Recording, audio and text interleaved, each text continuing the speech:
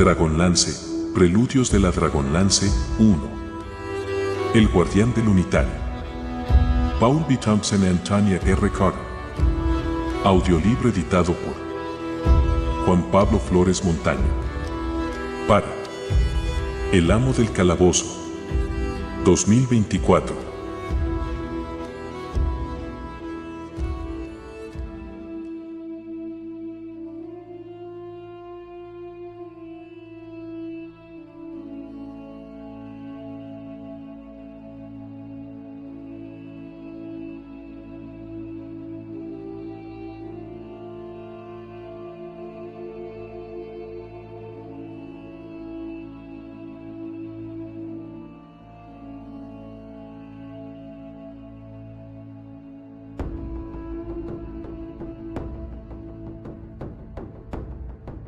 Décima séptima parte.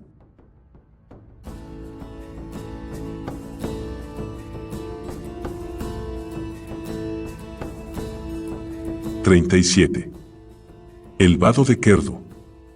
No había amanecido todavía cuando a Sturm lo despertaron zarandeándolo con brusquedad por un brazo. El caballero se incorporó y miró a su alrededor. A todo lo largo de la ribera sur del río, los vaqueros se afanaban por recoger sus escasas pertenencias y las cargaban sobre sus monturas. Se aprestaban para la dura marcha de una nueva jornada. Sturm apenas tuvo tiempo de beber una taza de agua, ya que Frigge, al pasar junto a él, le dio un empellón, al tiempo que le indicaba que montara en su caballo. Bellingen se acercó al galope y le entregó una ligera pértiga de madera, rematada en una punta de bronce con forma de hoja. Esta sería su garrocha, con ella hostigaría a las reses rebeldes que trataran de apartarse de la manada y las obligaría a reincorporarse al hato. «Y ay de ti, si les cortas la piel», exclamó Bellingen. Ontar se jacta de que su ganado no tiene ni una cicatriz. Tras esta advertencia, el vaquero levantó la cabeza con aire arrogante y se alejó tras espolear a su caballo. Las reses, más de 900 cabezas, percibieron la actividad y se removieron inquietas entre los jinetes, que las mantuvieron agrupadas a duras penas. Otras dos manadas se habían adelantado a la de Ontar y el grupo esperó a que les llegara el momento de marchar, mientras los dos hatos precedentes vadeaban el río. El vado de Kerdu se extendía más de 800 metros de orilla a orilla y tenía unos 400 de ancho, pero las márgenes acababan en un declive abrupto que se hundía en aguas profundas a ambos lados. Ostimar previno a Sturm de que no se saliera del lecho de piedras. «He visto a muchos hombres y caballos caer al agua, pero no salir. Todo cuanto quedó de ellos fueron las garrochas y los pañuelos flotando en el río». «Lo tendré en cuenta», respondió. La manada adoptó una formación en óvalo. Sturm se ajustó la pica bajo el brazo izquierdo, la longitud de la garrocha alcanzaba casi 2,5 metros. El caballero podía tocar el suelo con la punta sin dificultad, aún sobre la elevada grupa de Brumbar. De hecho, su propia estatura, unida a la alzada del enorme caballo, lo convertía en el jinete más alto de toda la cuadrilla. En consecuencia, disfrutaba de un amplio campo de visión que llegaba más allá del apiñado hato de reses y sus polvorientos pelajes y largos cuernos, en su incesante agitación aun cuando todavía no habían iniciado la marcha. La llamada de un cuerno resonó en la lejana orilla opuesta, era la señal de que la manada precedente había atravesado el vado. Ontar se empinó sobre los estribos y blandió la garrocha, de cuya punta colgaba un paño negro, atrás y adelante. Los hombres acosaron a las reses mediante silbidos y gritos y las obligaron a emprender la marcha. Un muro compacto de vacas se agitó como una ola en dirección a Sturm, pero el caballero las hizo retroceder a fuerza de gritos y golpes de garrocha hasta que los animales dieron media vuelta y siguieron al resto de la manada. La ribera del río era un terreno pantanoso. Las pezuñas de miles de reses habían removido el fangoso barro y, bajo el sol del amanecer, se alzó del putrefacto fondo un hedor nauseabundo. Ontar y los jinetes de cabeza se metieron en el vingar y guiaron a los toros de la manada. Tras ellos fueron los becerros y las vacas y, por último, los jinetes de retaguardia. El hedor era insoportable y la mordedura de los tábanos, mortificante. Los poderosos cascos de Brumbar chapotearon al entrar en el río, aunque sus herraduras, adecuadas para andar por el suelo firme de una carretera, no le proporcionaban un asidero seguro en los mojados cantos. De pronto, cuando habían recorrido una veintena de metros, el animal resbaló y cayó por el borde del vado. Apenas se hundió en el agua, Sturm se soltó los estribos y se impulsó hacia la superficie. Al emerger, aspiró una bocanada de aire. Brumbar nadaba con habilidad en la corriente y se dirigía a la orilla sur. Frigge frenó su caballo por medio de un tirón de las riendas y voceó. «Sturm, ¿estás bien?» «Sí». Ese estúpido jamelgo resbaló y se salió del vado. El caballero nadó hacia Frigge para asirse al extremo posterior de la garrocha que el vaquero le tendía. El hombre jaló la pértiga y arrastró el empapado Sturm hasta el inclinado borde del vado. Una vez en terreno seguro, el caballero se puso de pie. Allí, en las piedras, el agua no le llegaba más que a las rodillas. «¿Me llevas hasta la ribera?», preguntó a Frigge. «No puedo dejar la manada», fue su respuesta. «Tendrás que alcanzarnos después». El vaquero se alejó, las largas coletas rebotaban contra su espalda. Sturm avanzó con esfuerzo por el agua fangosa de regreso a la orilla sur, donde esperaba Brumbar, secándose bajo el sol matinal. «Ven aquí, bruto ignorante», espetó el caballero, aunque de inmediato sonrió. El caballo sería un bruto ignorante, pero permanecía tranquilo tras la peligrosa experiencia acuática y aguardaba con actitud paciente las órdenes de su jinete. Sturm lo montó y le hizo dar media vuelta. Para entonces, la manada de Ontar casi había alcanzado la otra orilla. El caballero no solo había perdido su garrocha, también su orgullo había sufrido un fuerte menoscabo. Pero no se dio por vencido. «¡Ya!», gritó, al tiempo que golpeaba con las riendas el cuello de su montura. El caballo salió al galope. Los poderosos cascos retumbaron en la inclinada cuesta de la ribera en su marcha hacia el río. Entraron a la corriente justo por el centro del vado. El ímpetu del galope del animal levantó una impresionante cortina de agua. Alcanzaron la orilla norte al mismo tiempo que salía del río Rorin, el último de los vaqueros. «¿Qué tal el baño?», le preguntó, sarcástico. «No estuvo mal», respondió Sturm, turbado. «Déjame otra garrocha, ¿quieres?». «Regresaré a mi puesto». Rorin sacó de un tirón otra pértiga que llevaba en una funda, colgada al cuello de su caballo, y se la lanzó por el aire al caballero. Sturm la asió con habilidad. La manada se internó en la anegada ribera arenosa del lado norte del Vingar. Allí, por fin, los cerrados cascos de Brumbar demostraron su eficacia y, mientras los ponis sin errar de los vaqueros pataleaban inseguros sobre la arena suelta, Sturm y su montura salvaron la peligrosa cuesta y se adelantaron a un tercio de la manada. Cual un gigantesco tapiz viviente, el hato y los jinetes remontaron el bancal y alcanzaron el terreno más seco, tapizado de hierba, de la llanura septentrional de Solamnia. Una vez que todos cruzaron el paso del río, Ontar los guió hasta una amplia hondonada y ordenó que la manada se detuviera. «Manteneos en vuestros puestos», gritó, mientras cabalgaba en dirección a Sturm.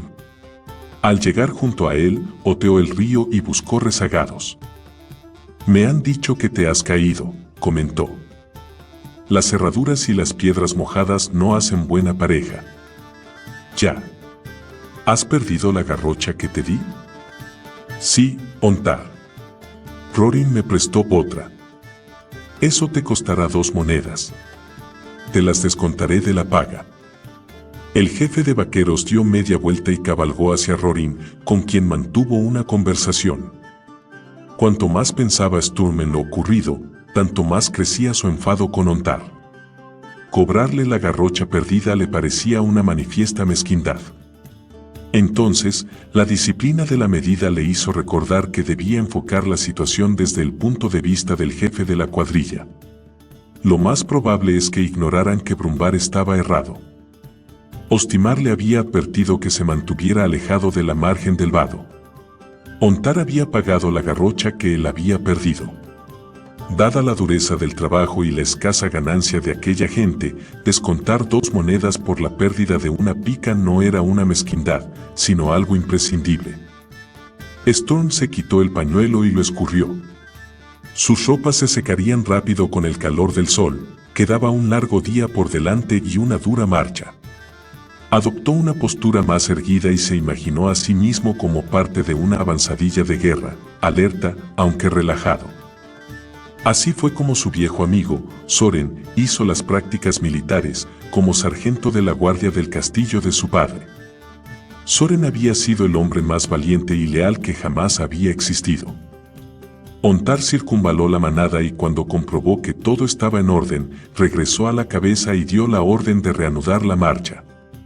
Los mugientes terneros y vacas se pusieron en movimiento con lentitud y siguieron a Ontar, que los guió en dirección noreste, hacia el Alcázar de Vingar, distante a unos 90 kilómetros.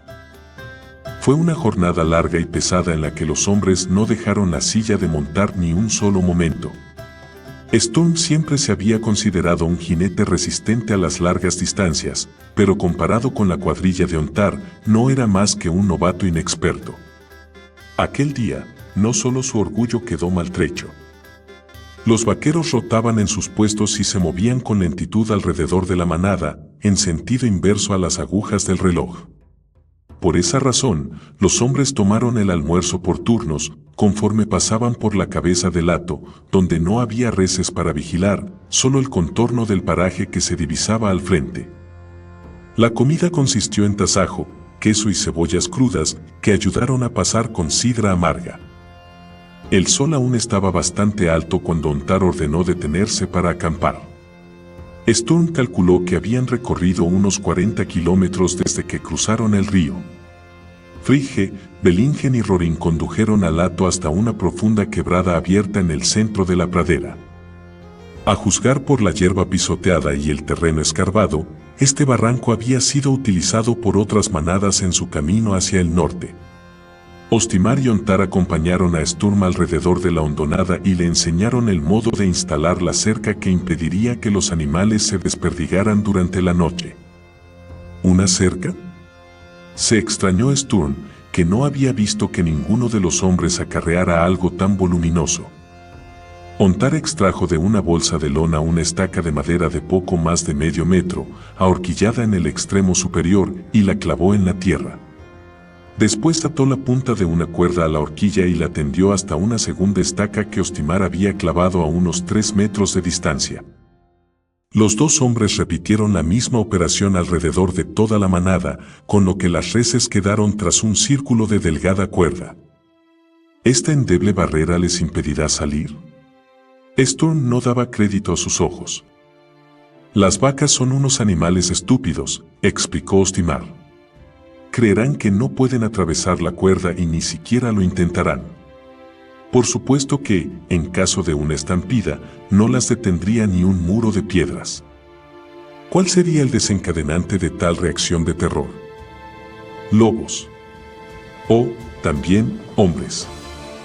Los vaqueros acamparon en el terreno alto que se asomaba a la barraca. Rorin y Frigge habían segado hierba y formado unas gavillas para forraje.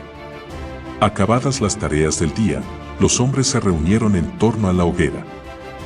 La olla común había sido colgada sobre las llamas de la fogata y cada uno de ellos se acercó al caldero, donde fueron añadiendo los diferentes componentes para el guisado: agua, queso, harina, trozos de carne, verduras y frutas. Cuando la olla se llenó, Frigge se puso en cuclillas y comenzó a remover el pote. No ha sido un mal día, comentó Rorin. Demasiado calor, objetó Ostimar. Debería llover un poco. A alguno de nosotros no le importaría dejar el trabajo y tomar un baño que lo refresque. El irónico comentario lo hizo Belingen. Storm levantó la mirada y advirtió en los ojos del hombre un reto manifiesto. Cuando habló, su voz fue fría, cortante. A alguno de nosotros no le vendría mal hacerlo más a menudo. Así, su olor no sería tan insoportable. Frigge dejó de remover el guiso. Todas las miradas convergieron en el vaquero, expectantes. Solo un mentecato de ciudad se metería en un vado con un caballo errado. Muy cierto, replicó Sturm. ¿Cuántas veces te sucedió antes de que supieras que debías quitar las cerraduras a tu montura? El aludido apretó los puños. Sturm sabía con certeza que no disponía de otros medios para lograr el respeto de aquellos hombres sencillos y rudos que devolver a Belingen insulto por insulto. Si mostraba la más mínima debilidad, ya fuera real o imaginaria, consentiría en que aquel déspota lo tratara de cualquier modo. La tensión del momento se rompió del modo más inesperado. Ontar se incorporó de un brinco y gritó: ¡Arriba! ¡Levantaos, estúpidos! Cuatreros. Están acosando al ganado. El retumbar del galope de muchos cascos y la algarabía de gritos confirmaron la veracidad de las palabras de Ontar. Voy a buscar mi espada, advirtió Sturm a voces y corrió hacia Brumbar. Los vaqueros montaron de un salto en sus ponis al tiempo que desclavaban del suelo las garrochas. El caballero subió al lomos de su caballo, desenvainó la espada y se lanzó al galope tras sus compañeros. A la incierta luz del crepúsculo, Sturm vio que el número de atacantes, una docena, más o menos, sobrepasaba en mucho a los hombres de Ontar. Los cuatreros se cubrían los rostros con unas fantásticas máscaras en las que resaltaban pintados unos fieros ojos, cuernos y colmillos. Sobre el pecho llevaban unos llamativos petos de cuero adornados con dibujos extravagantes y coloridos. Los asaltantes blandían sables o manejaban arcos cortos. De hecho, eran ya varias las reses derribadas que yacían en el suelo con flechas enterradas en los flancos. Ontar cargó contra la vociferante cuadrilla de cuatreros.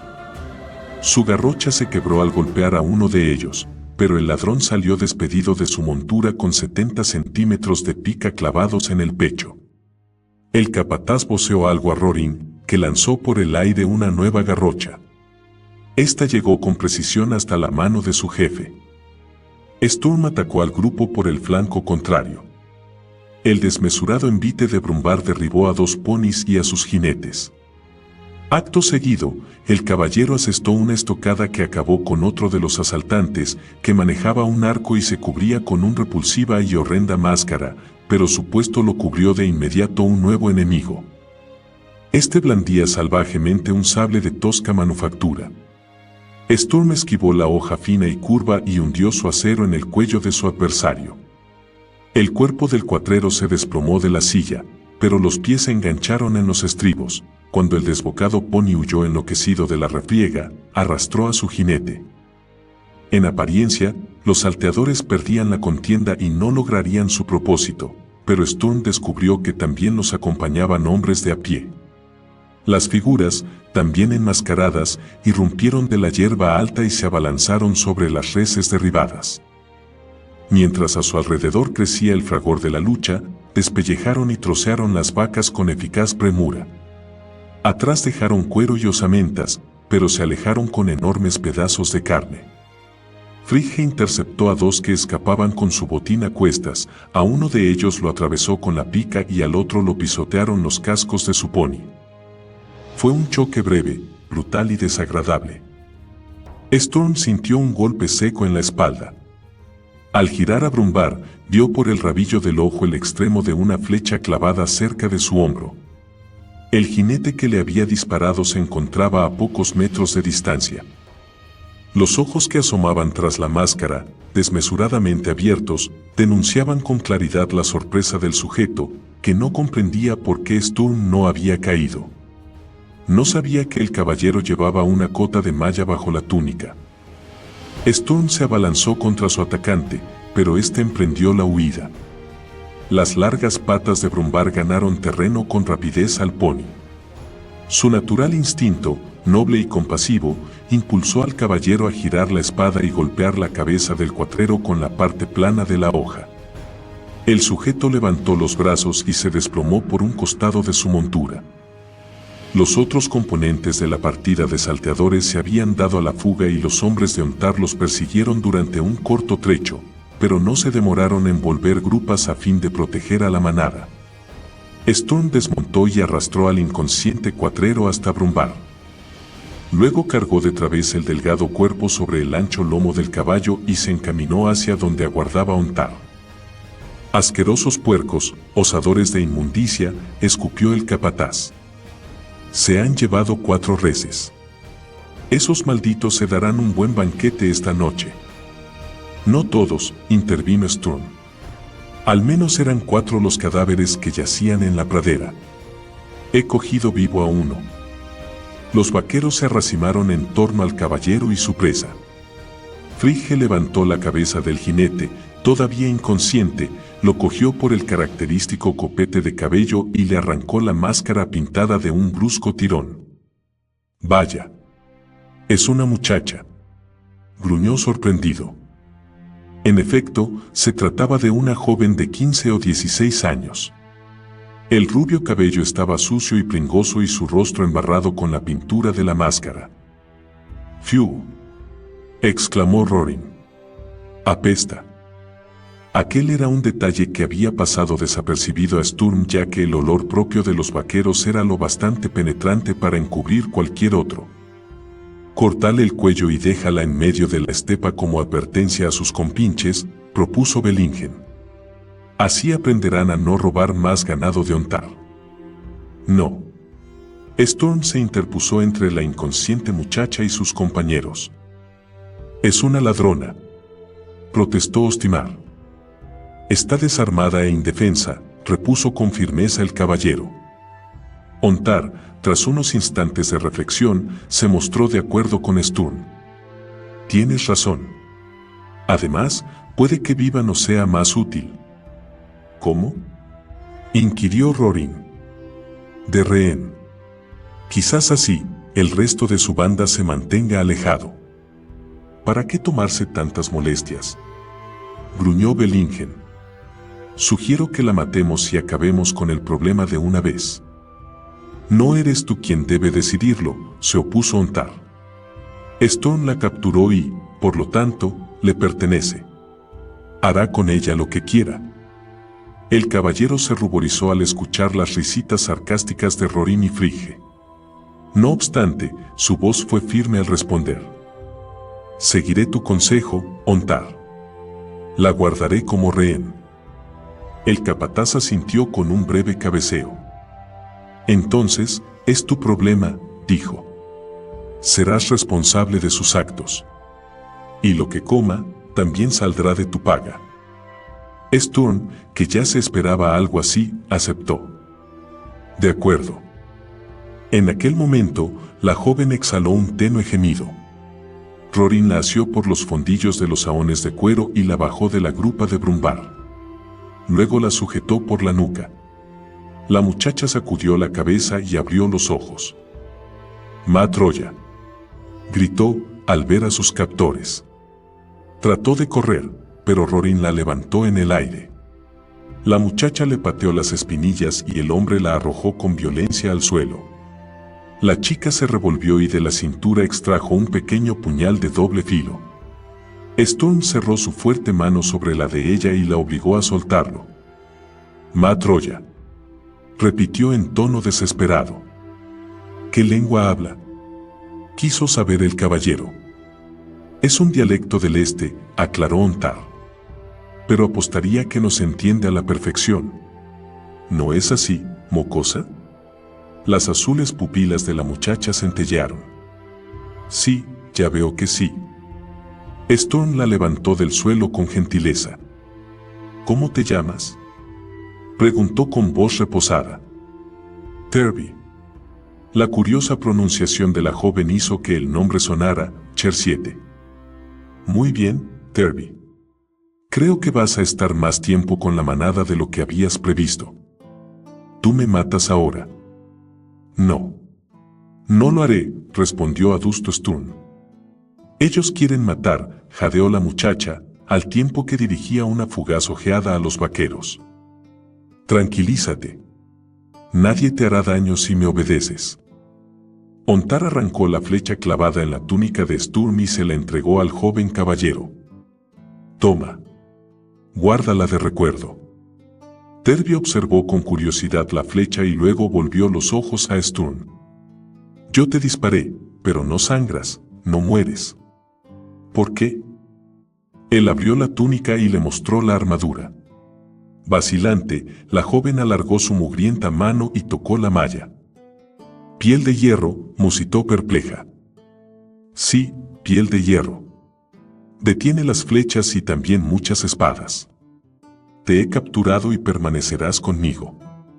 Si te portas bien, te alimentaré y cuidaré de ti. En caso contrario, te ataré los pies como a un pony rebelde y te obligaré a caminar tras la manada.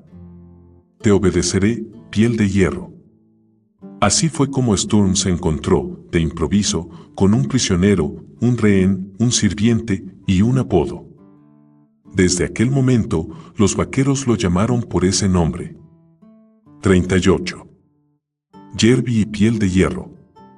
Cuando los hombres regresaron al campamento tras expulsar a los cuatreros, la cena se había enfriado. Las sombras de la noche se enseñoreaban de la pradera y estaba demasiado oscuro para ir a buscar leña para la hoguera. Ontar ordenó a Frigge que recogiera estiércol de las vacas. ¡Puaj! Refunfuñó. Es un trabajo asqueroso. Ya sé. Di a la chica que lo haga ella, sugirió a Sturm. Bueno, no creo que se ensucie mucho más de lo que está, admitió el caballero. Iré con ella. Tervi no dio señales de desagrado cuando Sturm le explicó lo que debía hacer. La joven se abrió paso entre las reses y apartó a empujones a las mugientes vacas. Llenó un pañuelo grande con unas cuantas boñigas que estaban lo bastante secas para arder y volvió sobre sus pasos. Se las mostró a Sturm. ¿Bastante?, preguntó. Sí, es suficiente. Llévaselas a Frigge. Removieron las ascuas y el fuego ardió otra vez. Cuando el estofado estuvo caliente, se repartió en las escudillas. Tervi observaba expectante, sin dejar de relamerse. Sturm pidió otro plato para la muchacha. No hay, replicó Ostimar con aspereza. No para una escoria cuatrera. Sturm solo comió un tercio de su ración y le dio el resto a Tervi. Ella se lo tragó con voracidad, se metía a puñados el guiso con sus churretosos dedos. Hasta Rorin, el más sucio de los hombres de la cuadrilla, torció el gesto con desagrado. ¿No debería quedar alguien de guardia, en caso de que regresen los cuatreros?, preguntó Sturm cuando llegó la hora de acostarse.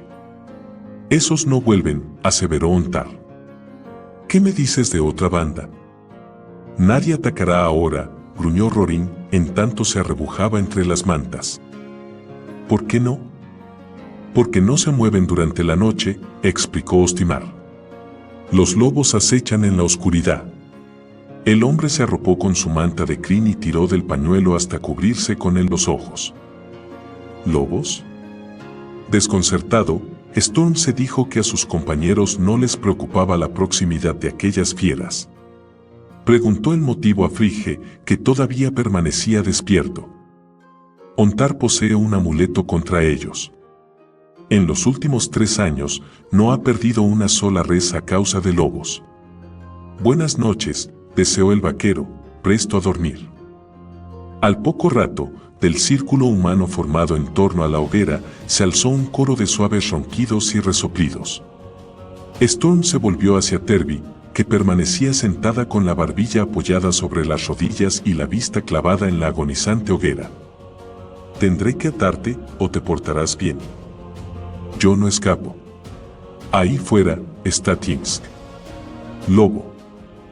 Sturm le sonrió. «¿Qué edad tienes, Tervi?» «¿Cómo? ¿Cuántos años has vivido?»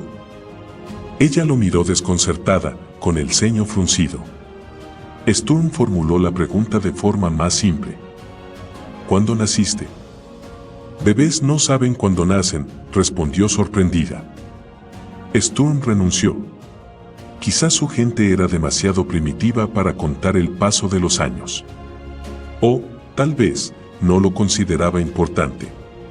Con seguridad, eran muy pocos los que llegaban a la madurez. ¿Tienes familia? ¿Madre? ¿Hermanos o hermanas? Solo tío. Muerto, ahí. Tú cortaste de aquí a aquí, dijo, al tiempo que se pasaba con intención el dedo por la garganta. Sturm sintió una punzada de remordimiento. Lo siento. No lo sabía. Ella se encogió de hombros, con aire indiferente. El caballero extendió su manta y se acostó, con los pies cerca de la fogata. No te preocupes, Tervi, cuidaré de ti. Tu bienestar es responsabilidad mía. ¿Durante cuánto tiempo?, se preguntó Sturm. El hombre reclinó la cabeza sobre el brazo y se dispuso a dormir. Horas después, el aullido de un lobo lo sacó de su sueño tranquilo. Trató de incorporarse, pero se encontró con que un peso se lo impedía. Era Tervi. La muchacha se había encaramado sobre él y se había dormido acurrucada, con los brazos en torno al caballero. Sturm hizo ademán de apartarla a un lado, pero ella se resistió entre sueños. Si amuleto falla, lobos vienen. Si quieren cogerte, tendrán que coger a mí primero. Yo protejo. Sturm no pudo menos que sonreír, aunque, en voz baja, le ordenó que obedeciera. Sé cuidar de mí mismo, la tranquilizó. Tervi se hizo un ovillo en el borde de la manta y no tardó en quedarse dormida otra vez. La joven pasó más de media mañana al lado de Sturm y Brumvar, ya que insistió en seguirlo a pie a pesar de que el caballero se ofreció a montarla en el caballo. Sin embargo, cuando el calor del sol de mediodía se dejó sentir, Tervi se doblegó y aceptó subirse a la grupa de Brumvar. Este, caballo más grande del mundo, afirmó la muchacha con admiración. No, no tanto, respondió el caballero, entre risas. La conclusión de la joven era comprensible, dado que Brumvar era mucho más alto y el doble de corpulento que cualquier pony de las praderas. El sol había alcanzado su cenit, cuando la manada olfateó el estanque Branta, llamado así porque lo había construido Branta de Calimar, otro caballero de Solamnia, 150 años atrás. La laguna formaba un círculo perfecto y las orillas, distantes entre sí unos 200 metros, habían sido pavimentadas con bloques de granito procedentes de las montañas de Vingar. Las sedientas reses aceleraron la marcha. Los hombres que iban a la cabeza se las vieron y se las desearon para contenerlas e impedir que se produjera una peligrosa estampida. En un primer momento, a Sturm lo desconcertó la reacción del ganado, pero Tervi venteó el aire y le informó que percibía el olor del agua. Una hora más tarde, el disco azul plateado del estanque Branta se vislumbró en lontananza. Otra manada, más numerosa que la de Ontar, se alejaba de la laguna, y los caballos, carretas, carromatos y sus ocupantes se desperdigaban en torno a las márgenes del estanque. Sturm sintió crecer su interés, estimulado por el inminente encuentro con otra gente. Sus compañeros eran buenas personas, en fin, también estaba Bellingen, pero eran taciturnos y de conversación limitada. De hecho, comprendió sorprendido que empezaba a echar en falta la entretenida cháchara de los gnomos. Los otros viajeros se alejaron de la orilla del estanque al advertir la proximidad de la mugiente manada de Ontar. El ganado rompió filas y rodeó la laguna. En instantes, la verde superficie del agua se llenó de sonrosados hocicos. Sturm retuvo con firmeza a Brumvar por las riendas. De improviso, Tervi pasó la pierna por encima de la grupa, desmontó de un salto y corrió hacia la charca. ¿Qué haces?, llamó Sturm a voces. Allí mismo, ante el desconcertado caballero, la muchacha se desprendió de todas sus ropas. Luego saltó sobre el lomo de una vaca, se puso de pie y caminó por encima de otras dos reses. Un instante después, se zambullía en las verdes aguas. Sturm espoleó a Brumvar y se aproximó a la pavimentada orilla. Divisó a la muchacha, que nadaba con brazadas cortas y seguras, cuando llegaba al centro del estanque y desaparecía. Sturm oteó inquieto la tersa superficie. Ni una burbuja, ninguna onda, excepto las creadas por el ganado que abrevaba. De repente, Terby emergió a menos de 3 metros del preocupado Sturm. Su repentina aparición ahuyentó a las reses que bebían en aquella zona. «Dame mano», le dijo. Él se agachó y la ayudó a salir del agua. «Ahora no apesto, ¿eh?» «No tanto», admitió el hombre, al tiempo que le entregaba sus ropas y disimulaba su turbación. «¿Te echaste al agua por lo que dijeron de tu olor?» «No importa si dicen ellos», respondió Terby mientras señalaba con la barbilla a los hombres de Ontar. «Pero no quiero que Piel de Hierro me huela mal». A Stone le conmovió el gesto de la muchacha. Sin más, hizo volver grupas a Brumbar y lo condujo fuera de la congestionada orilla del estanque. Ató su caballo junto a los ponis de Ontar. Los vaqueros se habían sentado en el suelo y comían todo cuanto sacaban de las bolsas de avituallamiento. Terby también tenía hambre y, en un momento de descuido, escamoteó un pedacito de tasajo de la bolsa de Bellingen. Al descubrir su maniobra, el vaquero la abofeteó con brutalidad, aunque la joven se revolvió y le metió un dedo en el ojo. Bellingen bramó enfurecido y buscó a tientas su cuchillo de despellejar. «Suelta eso». La voz de Sturm era firme. Al levantar la vista, el vaquero se encontró con 80 centímetros de acero templado frente a su rostro. «Esa salvaje casi me saca un ojo», barbotó encolerizado. «Tú le propinaste una buena bofetada. ¿Con eso debería bastarte o es que solo te enfrentas a jovencitas?»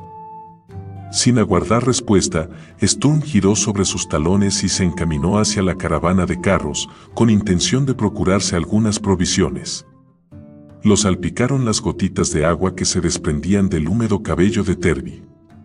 La cola de caballo de la muchacha brincaba rítmicamente con el trote de su marcha al mantener el paso de Sturm. ¿Piel de Hierro compra de verdad comida con dinero? Su tono era incrédulo. «Por supuesto. No robo». «¿Tienes mucho dinero?» «No mucho. No soy rico». «Eso imagino. Hombres ricos siempre roban», declaró, muy seria. La franqueza de su sentencia arrancó una sonrisa a Sturm. No sin cierta sorpresa, el hombre cayó en la cuenta de que en los últimos tiempos sonreía muy a menudo. El caballero encontró a un grupo de personas procedentes de Abanasinia que viajaban a Palantas. Además del guía contratado, los acompañaba un mercenario, una adivina y un anciano curtidor y su aprendiz. Intercambió noticias de Solace con los viajeros durante un rato y, cuando se marchó, llevaba consigo unas manzanas secas cortadas en rodajas y ensartadas en una cuerda, unas pasas prensadas y un pollo ahumado. Tan delicadas viandas le costaron 20 monedas de cobre, que sacó de la bolsa que le diera el caballero de la Rosa, una cantidad que excedía en mucho su paga completa como conductor de ganado. Terby bailoteó y brincó en torno a Sturm, ansiosa por echar mano a la comida. No se interesó por las manzanas, en cambio, devoró casi todo el pollo, incluidos algunos de los huesecillos más pequeños. El caballero desanudó el envoltorio de tela de estopa que guardaba las pasas. «¿Qué es eso?», se interesó Terby. Su rostro estaba pringoso por la grasa de pollo. «Pasas. Uvas secas. Toma, pruébalas». La chica tomó un puñado y se lo llevó a la boca. «Dulce». Terminó el primer puñado. Desparramó pasas por todas partes en su afán de tragárselas e intentó coger un segundo, pero Sturm le aferró la mano. «¿Tú comes todas?», preguntó sorprendida, con los ojos abiertos de par en par. «No. Coge más, siempre y cuando lo hagas de un modo civilizado. Así, mira». Acompañando la acción a las palabras, Sturm tomó 4 pasas, las puso en la palma de su mano izquierda y se las comió una a una, mientras las cogía con la mano derecha. Terby lo observaba boquiabierta. Luego, imitó con exactitud sus movimientos, excepto cuando llegó el turno de llevarse las pasas a la boca una tras otra. «Demasiado lento», afirmó y las engulló de golpe.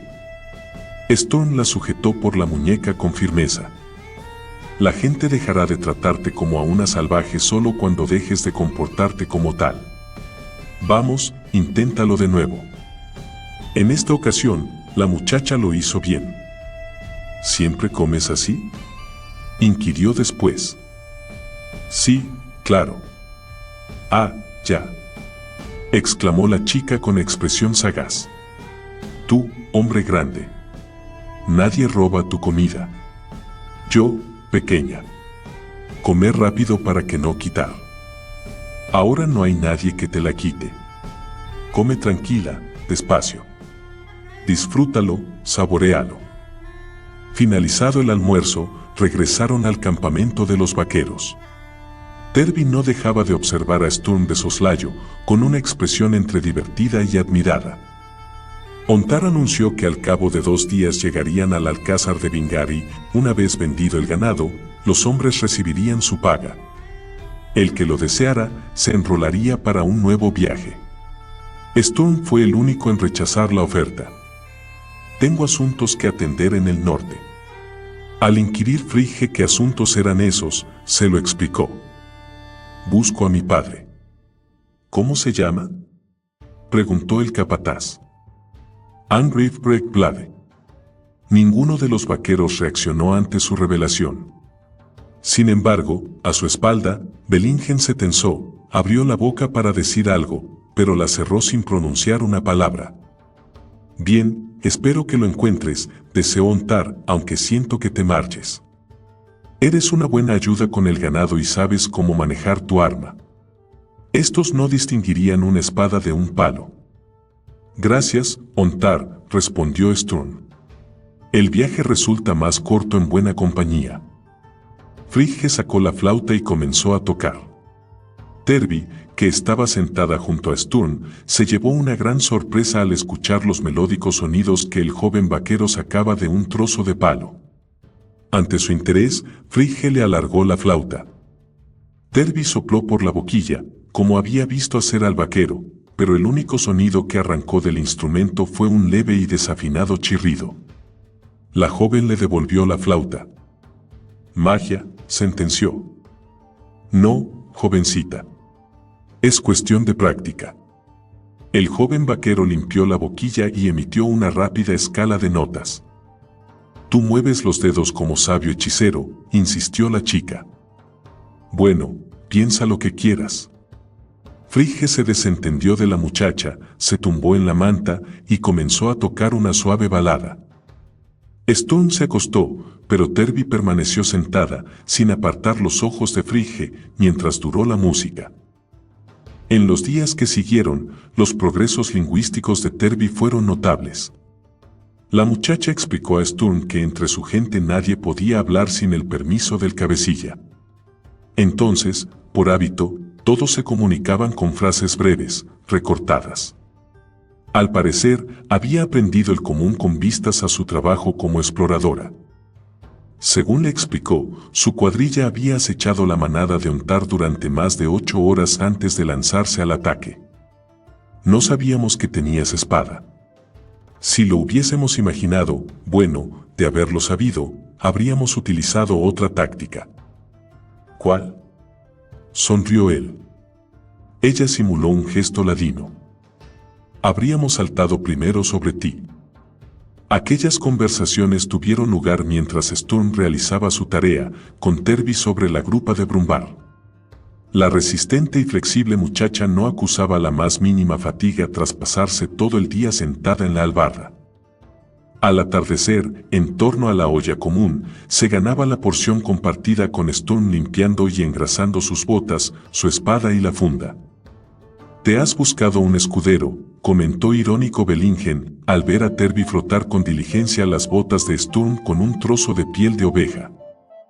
«En 1 año o 2, será una buena compañía en las noches frías», añadió Ostimar, con una sonrisa retorcida. «¿Por qué esperar tanto?», intervino Rorin. Los vaqueros prorrumpieron en una risotada general. «¿A qué se refieren?», preguntó Terby. «Olvídalo», respondió Sturm. A pesar de la dura y agreste vida de la joven, todavía conservaba intacta su inocencia y el caballero no vio la necesidad de que cambiara tal circunstancia.